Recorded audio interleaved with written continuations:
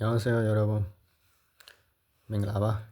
칸슈 채널에 보면 변래 주도လိုက်ပါတယ်. ဒီနေ့ grammar ကတော့ are so ဖြစ်ပါတယ်.